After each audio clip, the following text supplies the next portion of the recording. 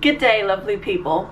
I am back with my update on weeks 23 and 24. I am feeling great. That's the overall feel of these last weeks. It's just been absolutely fantastic being able to eat a lot of things, a lot of different things. I'm trying to eat different things and see how my body reacts, but so far with every new thing I'm feeling great, so I'm very happy with that. So things are really great. Going back to week 23, I wrote a little note because I do have pregnancy brain and I will forget what I did 15 minutes ago. I stayed home for 2 days. On Tuesday I thought I was gonna get a cold, so I thought it'd be really good for me just to be really careful and just stay in bed and take it easy and make sure I didn't get sick. I do find that during this pregnancy, like, it's not even just the pregnancy symptoms. I need to be really careful with everything and take it really easy.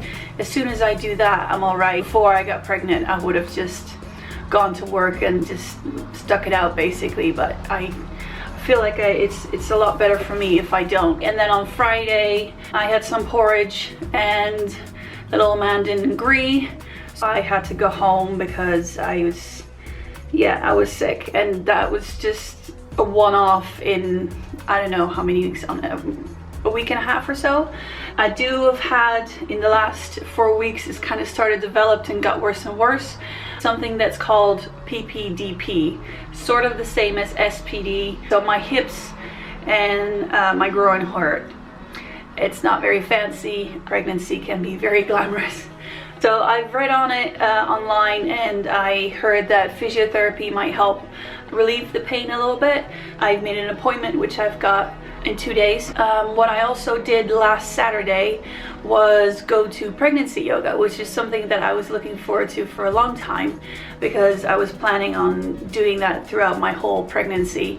And because, you know, if you're not feeling well, you're not really going to be going to yoga because you just don't want to have to run out to throw up, basically. I wanted to enjoy it, so at pregnancy yoga, it was very emotional because it was the first time I was in a room with only pregnant women sharing their experiences, but it definitely released a lot of things that I held in for a while. So yeah, it was really good, and I can't wait to go again. So another thing that I read when it comes to the PDDP was to go swimming, and this is something that I've been wanting to do for a while now. Of course, you're weightless in the water, so if you're not feeling, you know, if you're feeling heavy or your belly is getting heavier and heavier, it'll be a good thing just to have a little bit of a gentle exercise. I've ordered my swimsuit, which I'm gonna need because otherwise my big belly is just gonna hang out of my bikini.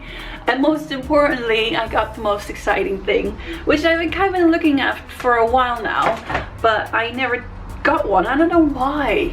But yeah, so dreadlocks. If they get wet, they stay wet for a very long time.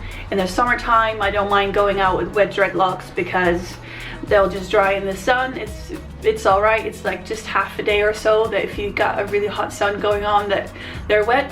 Wintertime, they can stay wet up until about 2 days if you've got a really humid conditions like we do now here in Brighton. It's literally pouring down right now. So swimming, even though you can of course swim with all your hair up on your head, there's always something that gets wet a little bit, and I just wanted to have the freedom to really be able to swim and, you know, go under the water and do whatever I feel like. So what did Esther do? I got myself this. Isn't it sexy? Yeah, a swimming cap for dreads, and all my dreads fit into it, so I'm not gonna put it on because, as you can imagine, I look incredibly sexy with it. Yeah, I got it from the Dread Empire. Well, I think this is the brand. I got it from Dread Lab, which I got a couple of other products from as well. So if you got any dreads, just have a look because I think they're great. You order it and next day it was in the mail and it was just fabulous. Yeah, one other thing that I've been doing this week as well, of course, as the previous week since Christmas, was to use the belly buds. Ben and Mark have been sending me little stories or little updates. I can use my phone. There's an app on my phone where I can use the belly buds. So basically, They have little stickers as well that you can use, but these things, they just go onto my belly. I put a t-shirt over it, and then the other end, this will go into my phone. I just press play and he can hear the voices of his daddy, so that's really exciting. I try to do that often so he gets used to their voices. So that was week 23. To go to week 24, I got that on my phone because I just made that. So I took the tips for the PPDP, which is basically to keep your legs together, to be ladylike, and just whenever you're getting out of a taxi, keep your legs together. Whenever you're turning around in bed, keep your legs together. And I must say, either that really helped or the symptoms just have calmed down a little bit, but it did help. So that was really a relief that at least it wasn't getting worse and worse and worse. I have not been sleeping very well, which is quite common during pregnancy. I must say I've had some stress recently because of a relationship that's dissolved basically, and yeah, I've just been going over it in my mind during night, and then I don't sleep very well, which hasn't been that great.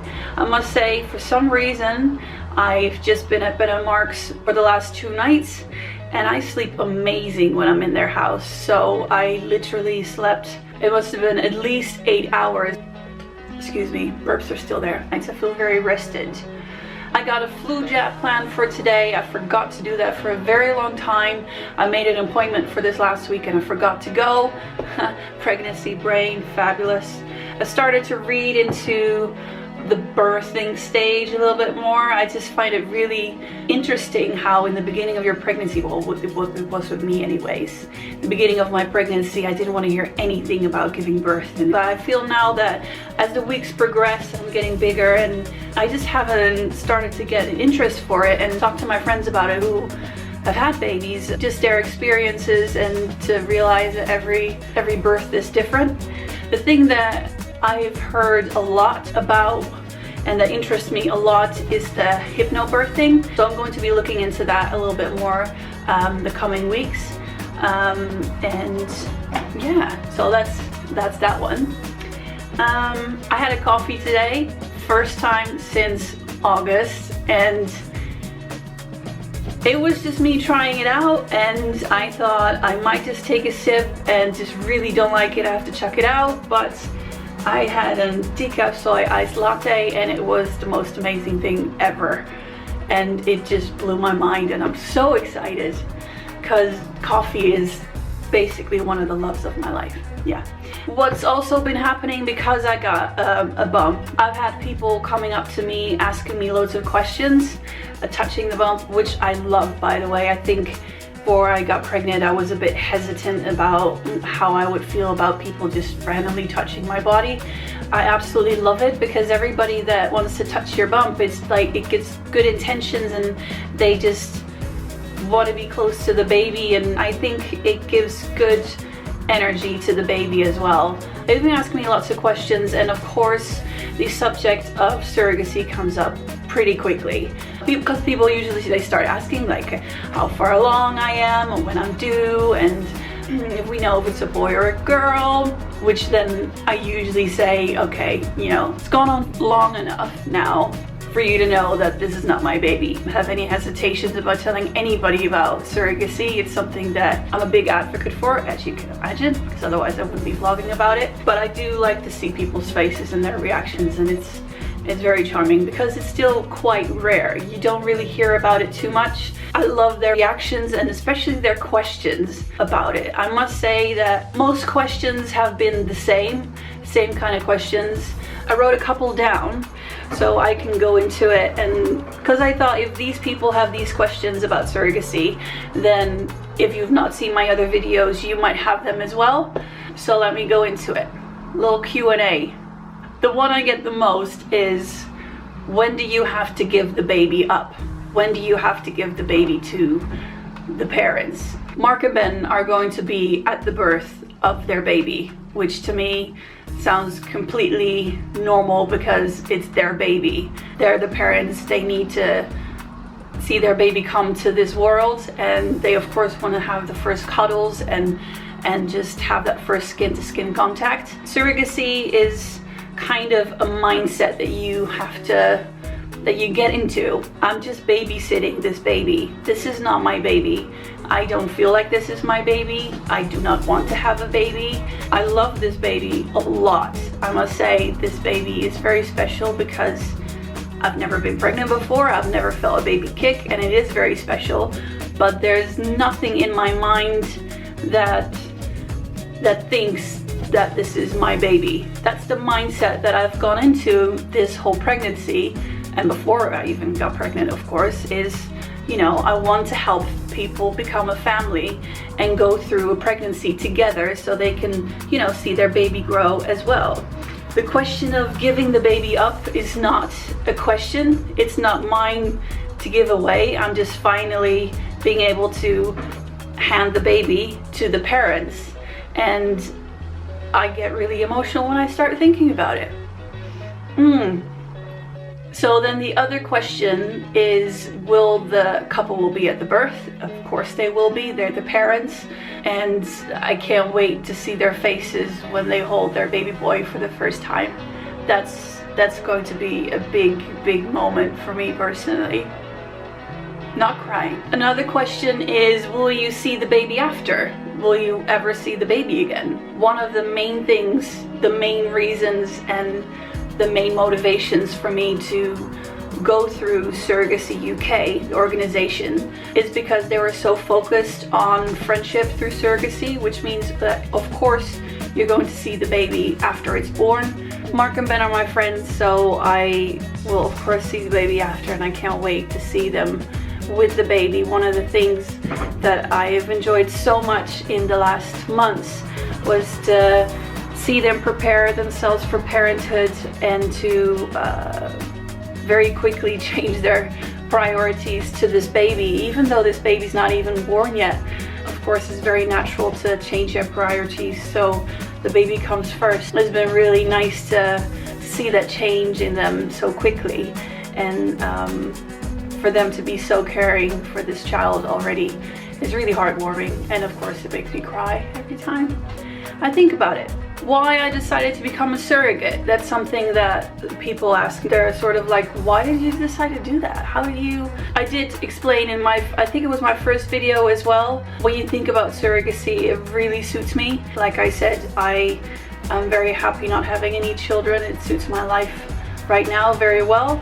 I don't know if I would want to have children in the future. I might give birth to this child and think it's the most amazing thing in the world, and I would then all of a sudden want to have my own children.